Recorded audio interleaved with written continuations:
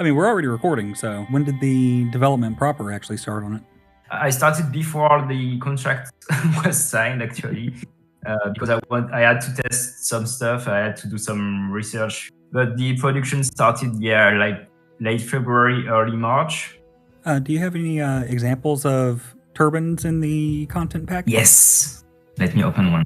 So that's this one, which actually is in community flavor pack, but is less nice.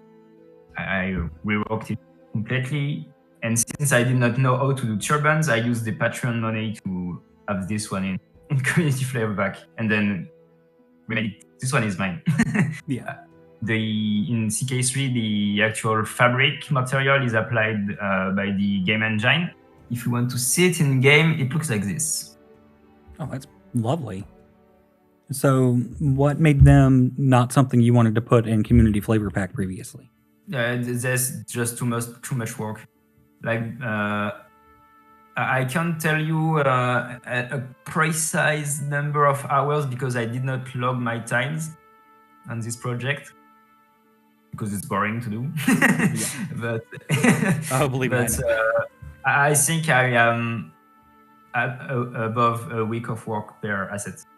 Okay, so that's the first stage of the model creation. So that's Marvelous Designer. It's basically creating a pattern for it. So if I hide everything, I do this, and I have my avatar, which is there.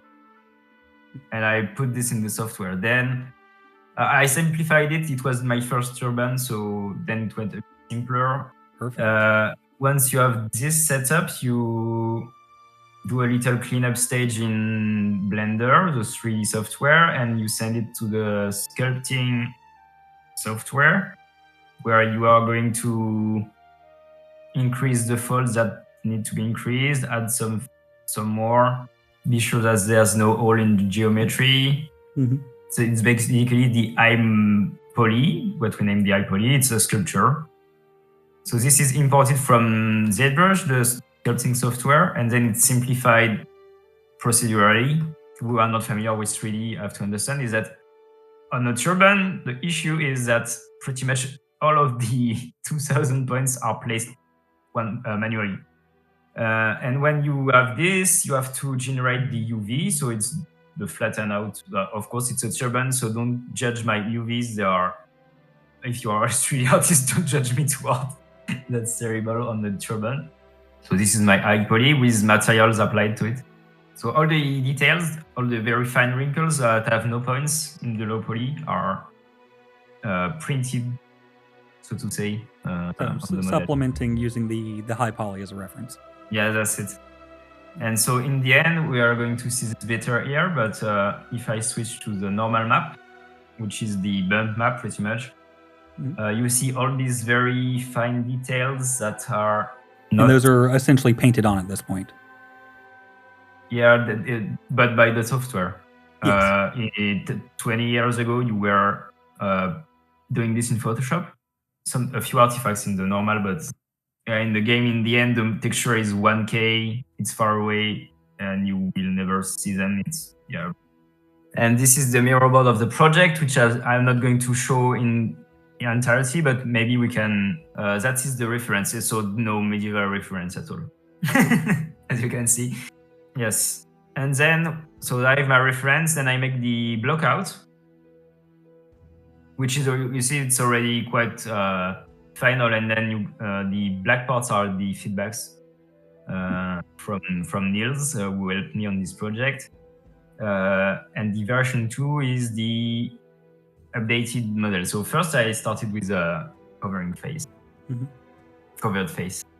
So there were a few adjustments. And then goes the eye poly. So you could say, it's quite fast. Yeah, not that fast. It was okay on this one, but this one has gone through much more complex changes. It was the first, this is the block out. So my references are there.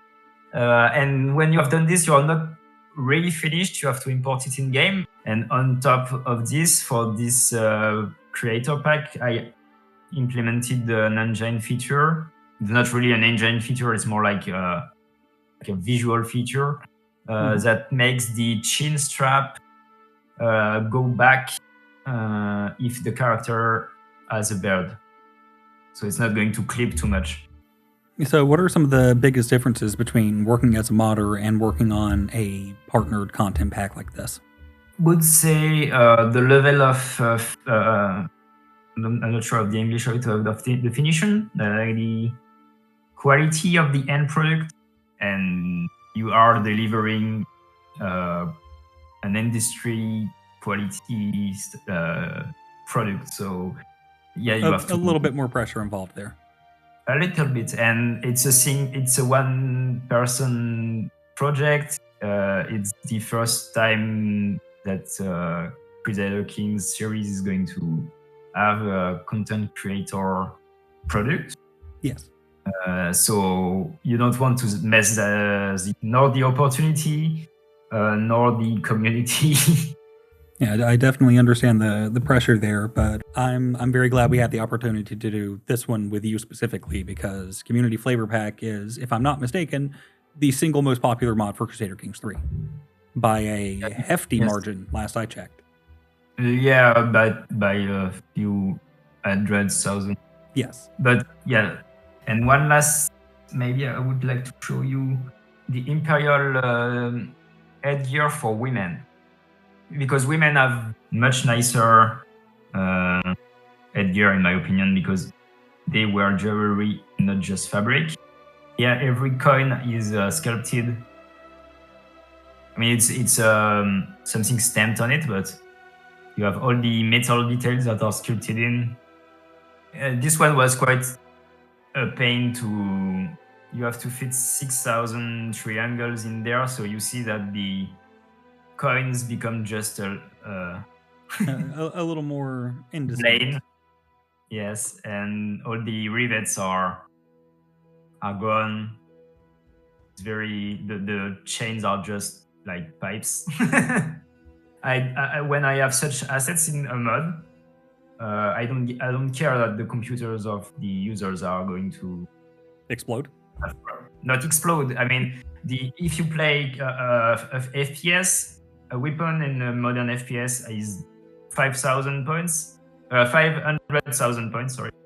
Yes. Yeah. So that's so much more than a CK3 headgear. So when I do a crown and I don't care about the optimization, I do like 10,000 points, which is the equivalent of a rifle in Call of Duty in like 2010.